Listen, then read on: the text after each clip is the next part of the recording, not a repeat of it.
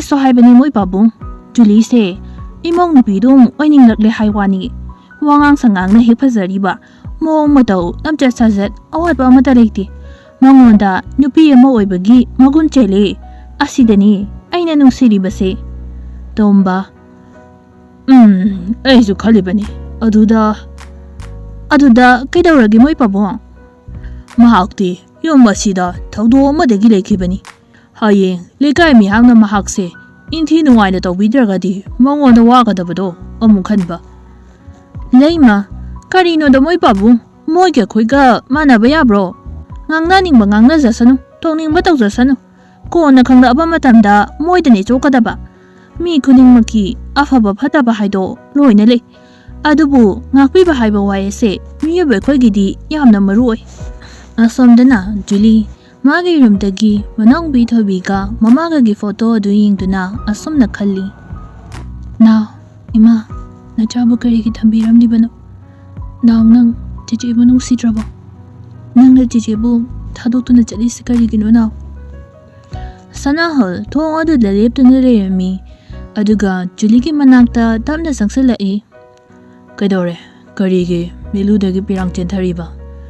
Julie gi thamoida wahang amadi tadana hangmagum tauri nangse kanano egi famda nangse egi famda thamoya sina chingsin bireba udrasalai ngamde nuksiro sungamde makhoi ani mitka michanari thamoi mahakta ngairi pidaba haibabu sanahal ngasidi nangse yam nuksiye Julie tamo karino mondrang tauridubo ngasidi nangge asengbo punsi wari ado tamona khangba pami Julie tamona aiga asengbo wari khangnaga aibo inthi nungaina ngangbiroi aibo lana ukigani aduna ai kanamdagi mafamda wari pumba khanganba pamdri tamo farese nangge haukiwa punsi wari nungaitaba mayamado kakthokpa tamlo aduga thubada ibani luhongbagisu ima hoi pabung hoida harabani loine yarabani Julie ingang angna yingi wa ngangde pakum kari khunggadabanu khangde chahi kaya hokre sanahalga Julie gagi lohomba matam lepnakre famungda leriba call adu lokhatuna chanu da call tawi chano ai lohongdore nangdi kanaga tamo sanahalga mi machadi yam tawramiko tumina yare nang sidi ado nangna pamchabe misakto ngasla kani aduna nangsu tanja yang haurodana yaine eduso ado kedoraba apokano eni fandala o aina lohong khidoradi aboma tomta karamna legane adugidi karimwagano ai leisidi nangna tanaso aigidi imanabi iting pangpinaba amata leite nangsu hene khangibaduni farese lohongam taisida wakhanoi tabayam khanjingano phazakrabana sakto thizani ba Pare dudi ai thamake ko asom tawna makoi ani adu kol thamnakre ngihaktangi matungni leina sanahal hogi yumda laklami aduga sanahal gi rum tamna yam sangna changkre leina tamo na khanbiri sikarino nusi basi pakiro ha nangdi ikabe yam khangdena nupi na ikabe sang khangda basi bukarino ai din hangkai bukhangde tamo se khungong nupi sida ngar ka leri boire batang aduda Julie su kumtharaklami leina oi nangai ko nangdi yam ngamina mingi nuksin haraga leri banupada namda lesinba Julie machin adu nofek tawna hari mi bo dumna ubu so phatabra haina khale aduga ina tamoda namda lesile aisibu eiga tamoga lohonglabro leina machin ga khumdana tawine aise nangna dumaina haibe aba miro haidana kupa aduna thage tawi Julie mi amagi achumaran thidana khuthana thage tawbasidi phate aduga mana aise nangna payan henjembe aba misunade sanahal nang mafam asidagi jakro nangdi aigi nungsibina lamdre yeknabi oiramli tamo asukoina nuksina arpase kashu nataba nupi asina maram oiraga aingonda fo adumna haiba ngamba leina du yam sangna thokre matam aduda lakpa sukumtharaklami aduga sanahal yingduna asomna hari lakpa Tamo, nupi asina yum asida lerabadi, imung asida awa na tarakini. Adugi sumatakta asinguma nupi amana yum asida aigi taima oina leiba sipakjadi. Julie, lakpagi mamaya aduda unsinduna hari. Nangumba nupi bong haitangi sana pakum khanba kaya ama leiba sinane ngasi nongmagi lekha taragi base. Nangna sana ningba mongda sana beyaba nupi dudi identity. Aduga napunsida sufanglo. Nangna thawai lobi kraba ai nong nupi gi lamansu machi aina leringeta laman soidana khumnamgani. Wai ase hairamnaga Julie yam saungna magi room tamna changre sanahal. Lakwa Julie na haramisi kaino. Nong nupi kanada aran batawri. Haiduna lingjum adu paiduna hairaki. Lakpa lala tawna hairaki. Tamo asi nupi sinangang bukodingwa chumni haibanati. Sanahal ado tokrani nang segini nauni nang amana awaba takiba haibase tamo nungaiti. Laima kumtarak lami karino neya nuina jina nangna ngasaidagi ngangni badubo. Lakpa karisna tedema hairam lega maithong adu suglap tawna changre. Julie mahaki wakhalda asumna khali aina thangliba khompham asimadi honglaroi changluriba khompham asina asuk yamna changlaknabada aina kari kiruni kari na thairaga chalogani aina khaliba panam simadi honglaroi tamo gi mnangnu palakna le honglabasu aina thangliba khompham asidi honglaroi lakadoriba mahaki nupi oigadoriba maha adudi aina awaba tahanba pamde. Matam aduda Julie na leriba rumadugi thong adu hangtoktuna lakpa changlaklami. Lakpa yu khara thaksellaga changlaklami. Julie gi masam adu lakpa natungdagi pairaklami. Aduga sumna hari. Nanggadano nang mafam asida karigi laglibano. Masang aktokladuna Julie na hari. Ay kanano haiba khangbra nang. Ngasidi nang ay kanano haibado taglagi. Ahi thoibigi macheni. Lakpa inga na ha nang thoibigi machene. Ha kare nang bo thoibigi machene. Adudi nang bo suaina hat pataridana. Julie laima bu nini haidana pakhaladuna kana kause adubu lakpa di magi manakta asum nang silaklami. Nang ay nakta saksilakano haibane. Nakana lairiba karigumba posak amana mahaki mako aduda thomkirami. Lakpa limay aduda gyan mangduna takre. Gyan mangduna taringai talak aduda lakpa na makutta pariba nongmay adu Julie na lagtokduna mikup aduda lakpa bu Julie na hatkre. Mikup aduda laymasu karigumba makol ama Julie girum aduda takibagum dawi haidana changaklami. Oiramli mataw adu ubada layma gyan tadre. Julie, nano tawrisibu karino? Nine, ngasing malim masida nupi bukoy sulita na kanba makoyese. Malim masidagi mutat kiba pami. Ngasigi thokli ba thokdo ase. Ninegi chanupida thokdom lagadi. Ninegi thamoida kari faugani. Layma, kari nang nangang ba mayam sibo. Nine da warido phasana liyuse. Nine, aigisu yamna nungsijaba inaupi amakak lerami. Adubu masigi sasina maram oiraga lanjajarbi aigi inaupibu thawai mahankibani. Wai singa si hairamnaga Julie mamitani mabi chentharakhi. Sanaha su changlaklami oiramliba mataw adu ubada karibu hairugani khangtre.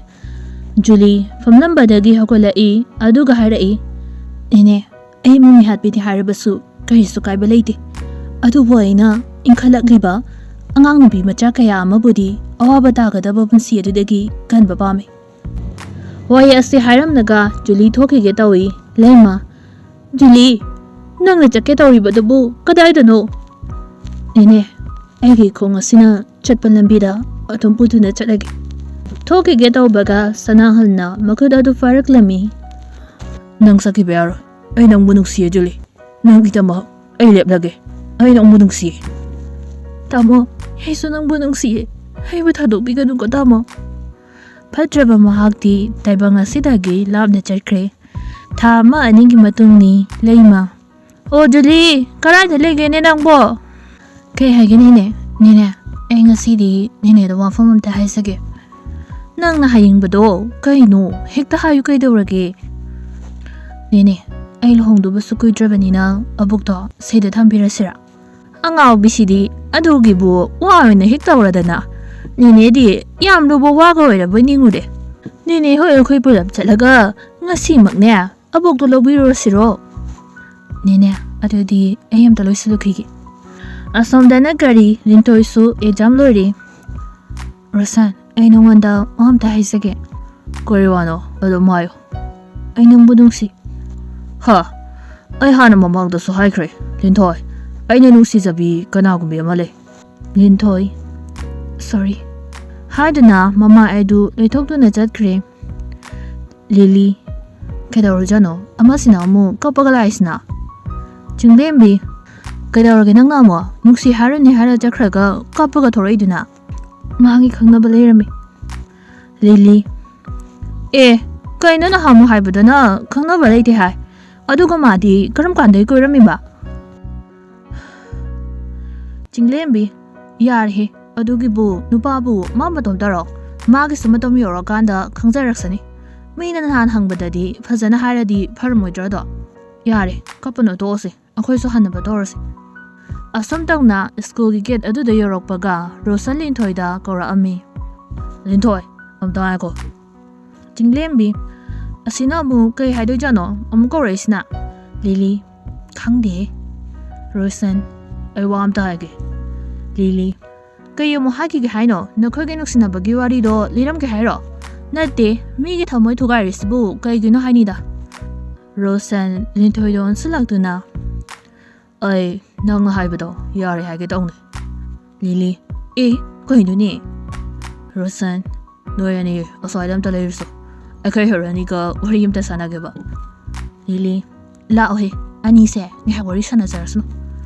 Mina fakidaraga asing boyna kalimale. Nungsiruba igi rani. Ai chalage. Ai gilam bethalo. Please, ai nang bathomai sing nungsi Lintoi. Nang mi gi thamoi bu thugai ba.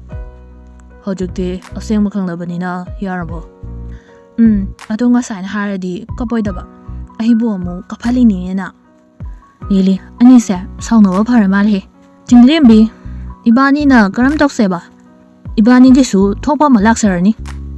Asomdana leima Julie sana hol tawraga mabupu logba chatli. Julia, nangi abokta akoi lakani na paw haikrabo. Ngarang chanuda aina haikrabani ne. Pare adudi. Gari adu thede glass adu dagi sana hal Julida munnamak yengi. Gari paw khongbu chaliba. Ngahaktangi matungdani Julie hogi yumadu yore. Julie gi mabok Sangita mangkol aduda famladuna leirami. Sangita, haigi isu lila isna. Ay abopu lawbala ini. La isingsina kana no. Aba, aina leiba yumadugi miwe singde. Aba, tamasana agobani. Aduga masina nene. Nambo, nuita muhagi pamnaba, Pedraba haiwania. Yara nida ine, asina sum pamnagi. Julia, nangnia, abogi puga da wapa chaido, rosiluro. Nini hoya boka, leminara magi. Nene, atu ding hapamukwa. Ine, hakja di kari sutaudi ko. Sangita, taude. Ine hakja kari sutaudi. Julie ga sana halgasu luhogbinaba oalosilabani. Adugidamakta ine bulog balakibani akhoi miyam tawdana. Kari haiba, aigi isu Julie bu luhong tawri haiba. Ason mi mabo ainadi isu gidama kari sutawba ngamdre ko. Mama du matanggal isaram labadi kaya da fakadaba. Aigi isu Julie maning tungzadrabani. Kari gi wakal piksilin no ine akhoi miyam lerisidi. Matam madudani janun thongkalomdagi jangal ami kanagi gari warisano amadu galaksala jangdedi jangage. Aba makhoi singsina kana no. Sangita, makhoi singse imphal dagi ne isu Julie ga punna laibani. Julie lai hababa. Sangita, hoine la abani. Aba ai Julie gi manakta amta changki. Hoi tawris yenguni. Janu dang Kangi ang sabi sidi. Ado nang lakpa ang pare. Abogi po na ba piranse nang sukara lusun biyaw ko. Ay tom to ba se ngasay digi ko ngawri. Sangita Karino Hari Sibo Karai do Pudono Haise Aisula Hong Dorobanina Pangalak Pongamaro Aduna Aina the Tamagito Vania Busi Hoida Adina Supari Tabasato Matanga Abogimanakta Toina Lapusungamdi Nanginakta Tamnadi Karafarani Hobe Vesu Doroba Julie Aduni Aina Kalisi Ado Aina Hybridudi Gomai Doroga Hoi Bema Long Balakani only the Matang Charigano Adi didn't marry Ado Agidi the Imana Bisom the lady Nang Hing Kongi Duni Luhong Bada Manalago Nasigidi a coach Salagiko Numit Madi Asumasum How Grey Jamam Naramba Wakal How did the Bumnamako to Grey Dine from Kangana Lamba Kongjet Nasili Bali from Kangido Kaidong from later Bapunsi Kaidong from Pirido Takaya How Grey Luhong Bunumit Sumanga Duda Mina Puntan Hektalari Sangita Isunu PC Ngasidi Kaya the Pazaraba Jinglen Salaklami Amadobo Lakta Jala Dorisna Haina Koying in the army Janu Usinanda Saduna Mamanga Dumakjeki Jinglen Masidi Usinada Bogasai Kongi Bana Janu Korok Brain Money Korok Dini Masina Basi Korana Tangdadi Kora Ami Jano Ha Miri Nungshibido Yogre Ivani Nagaram Doseba Nangadi Haswaratana Aidi Nana Hibanarapada Kayamai Kangbra Adugadi Nangdi Mibucha and Bamhay Hojikari City Hojitiarabanadro Asomdona Luhomba Doloikre Lambi the Jana Mona Karana Hari Ontonga Pazakre No Biduna Marona Pazariba No Paduna Marona Pazariba Hoi day Adubidi Ta Tomba Haridana Machanu Bahari Matic Jare No be a papa pungi harabadi, no be no boy bising say, Matic Jabba, Matotaba Janiko. Asum Tauradana, Jinglinga Janu was that cray. Ta Karake Matungdani, Julinga Sana Halgagi, Machanu Pamaka Fangserami. Amadi, Jogumbuno Mini, Pesa Bible in Moibana, Yam no Jang the Bangtoglami. Makoyani Gibun Sipantungsu, Yonkirami. Mayam, Wari Asi, Ahan Basu Ibana, Matang Side Sinjergi, Mayam, Circulant Kebayar Basu, Napiramu, Amadi, Fazabagamin Bibiduna, Asoyaran Semdopiramu, Asoy Bayar Basu, I call Mayam Hotnamina Duna, Semdopagitanja de Losagi.